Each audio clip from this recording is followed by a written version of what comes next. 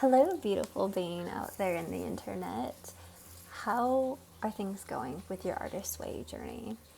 So, you're through week one, hopefully, maybe, right? How have the morning page has been going for you?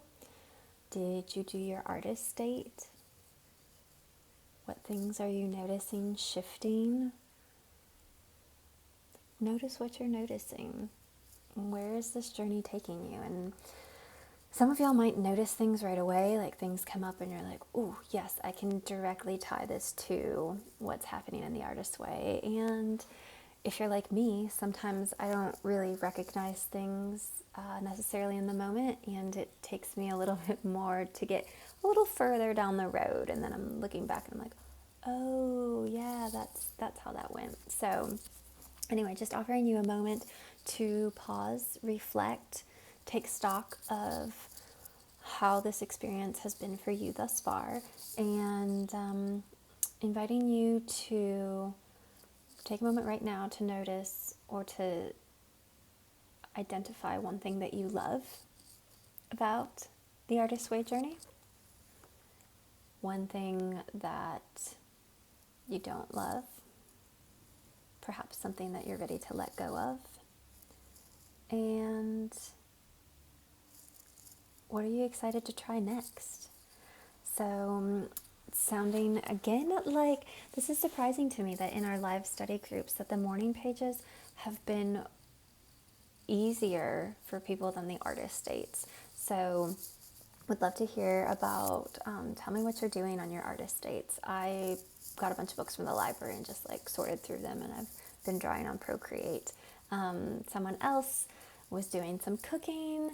Somebody else has been doing awesome stuff, playing with Barbies, giving haircuts, making them clothes, just getting creative. So again, reminder that it doesn't have to be hard. It doesn't have to be a big deal. It doesn't have to be difficult. It doesn't even have to be you creating. Again, this can be just you taking in creativity, right? To refill your creative cup. So giving you a moment of pause and reflection there for where you've come from on this journey. And let's dive in real quickly to week two. So week two is recovering a sense of identity. I don't know about y'all, but definitely working through this material is bringing up, giving me a lot of nostalgia, right? We're going back into our younger years quite a bit on this journey. And it's been coming through in the most random ways for me, right? Through dreams, through these aha moments where I realized that a song that I'd always felt like a very strong connection to, basically about this like really beautiful love story that just didn't work. And I always wondered why I was so enamored with this concept that big, passionate, amazing love isn't always enough. And I woke up one morning and I was like, oh, that's because that's my parents. Um, so yeah, like what's coming up for you? What are you noticing? So giving you a moment to reflect on that. But yeah, getting into week two, recovering a sense of identity. And just so you know, depending on what version of the book you have, is going to differ as far as how much reading you're going to be doing. So I have the 10th anniversary edition. I believe there's even a 25th anniversary edition, and it seems like, and then there's some people using the OG original, right? And it seems to me, from what I'm understanding from y'all, is that every edition maybe got a little bit more added into it. So whichever one you have is great. But I'm working on the 10th anniversary if you ever hear something that is like, I don't know where that's coming from. So starting off about talking about like going sane, that sometimes getting to sanity, going sane feels like you're going crazy. And that is super, super real. But I think that I loved the idea of, um, you know, making sure that we don't let self-doubt lead to self-destruction, or let again, letting those outside perspectives, views, conditioning really come into play. So, loved that. A lot of talk about poisonous playmates, the folks in your life that are not helpful to your process of recovering your creativity, which is what this journey is all about, but also being your authentic self. So watch out for people that are not excited about you getting back to the things that you love, finding your creativity, becoming unblocked, so to speak.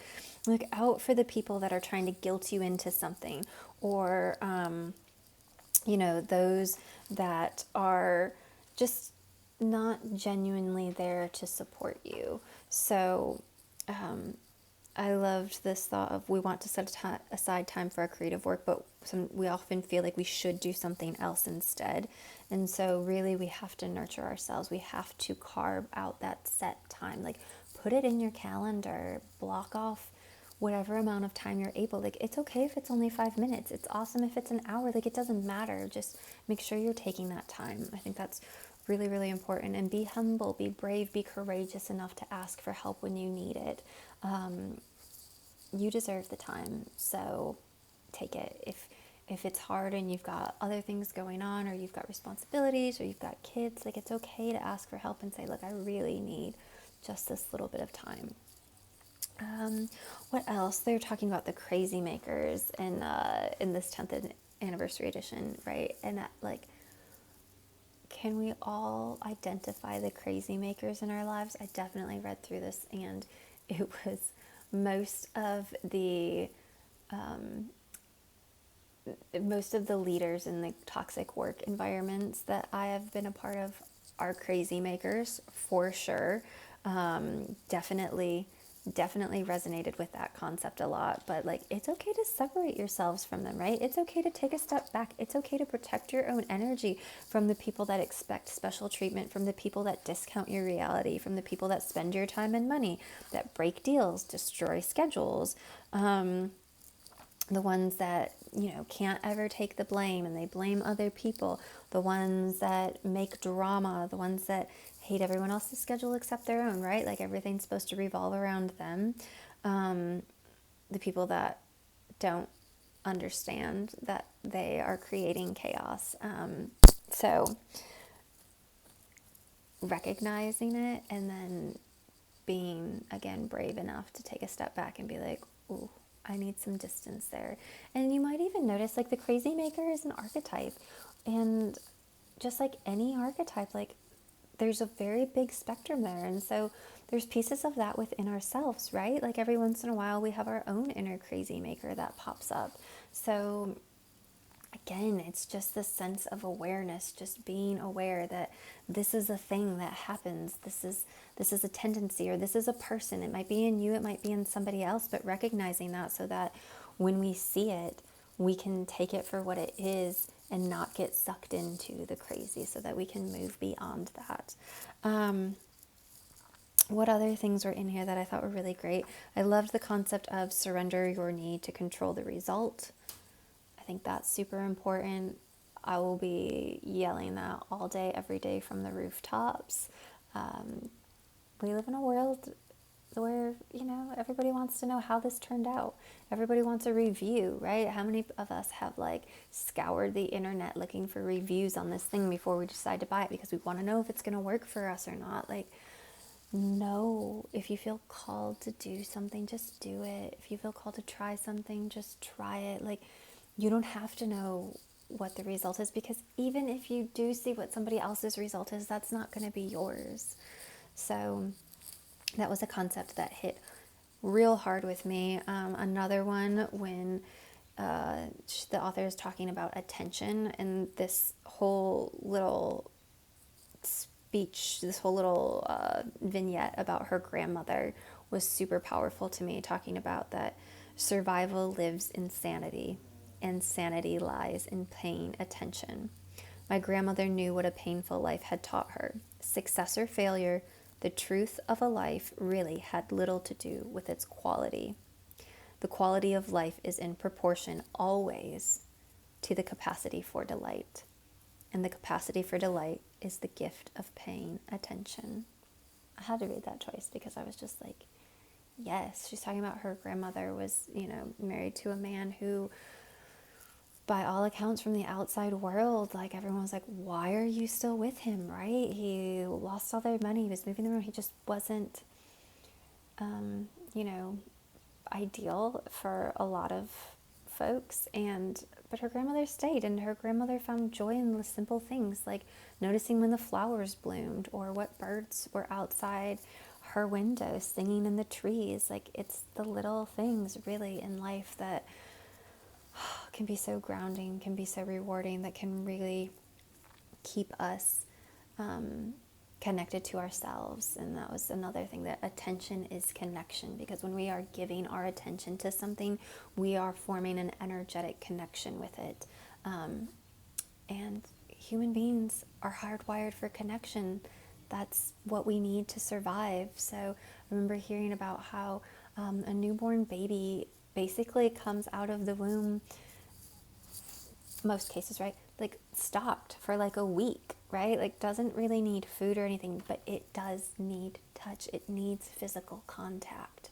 So, and I know this from personal experience. When I had a child and my milk didn't come in for almost a week, we were on day 6 or 7, and yet she was still alive and she was still fine, as she just needed to be held. She just needed to be loved.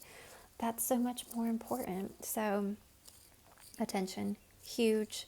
My last big thing that I found incredibly worth remembering, worth mentioning here, is that pain becomes experience. We are resilient.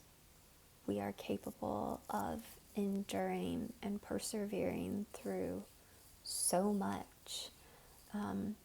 And with time, that pain becomes experience, and that experience can become very valuable wisdom. So it's hard in the moment to recognize that or understand that, but it's really beautiful to remember that everything, all of the most painful things that have happened to you thus far in your life, you've survived, and that pain is yours, and it is your experience, and that is valid, and that makes you who you are. And we are, this life is just a collection of experiences. So good, bad, ugly, beautiful, whatever they are, they're there, they're yours. So what are you going to take from that experience? What are you going to learn from that experience? How are you going to grow and evolve from that experience? So that was some interesting stuff, right? As we're getting into our sense of identity, I think there's a lot in there. So keep working through it. Keep doing your morning pages. Keep doing your artist date. Tell us what you're doing this week for your artist date, and work through those tasks. Remember. Do the ones that you don't want to do. The easy ones are easy for a reason, right? Like, that's the shit that, like, yeah, it's nice, but you've already got that figured out. The real magic is going to come when you go through the ones that you're finding a little resistance to, right? That's touching a nerve, that's hitting, brushing past some kind of wound, and that wound, that nerve, is not going to heal until you give it some attention, until you connect with it, until you take the time to notice what's going on there. So one of the tasks for me this week that was really, really big, that was like one of those things that I knew but hadn't given attention to, was the where does your time go task. Because I knew it. I knew where my time was going. I knew it wasn't going in all of the places that I wanted it to, but I hadn't taken the time to really sit with that, to really actually like look at it and acknowledge it and recognize how much time was not going where I wanted it to go. And so that was one that was huge resistance for me, but I'm really glad that I worked through it. So let me know what your resistant task was and how you felt after you completed it, because you can do hard things. You really can. So you're amazing. You're wonderful. Thank you for being on this journey. Thank you for checking out this video. I'm excited to keep sharing with you imperfectly. I know we're a couple days late on this one. It's been a wild ride over here in my world, but imperfect action. It's part of the process, right? So we do it, we make it work for us, and I'm just really glad you're here. I will see you next time.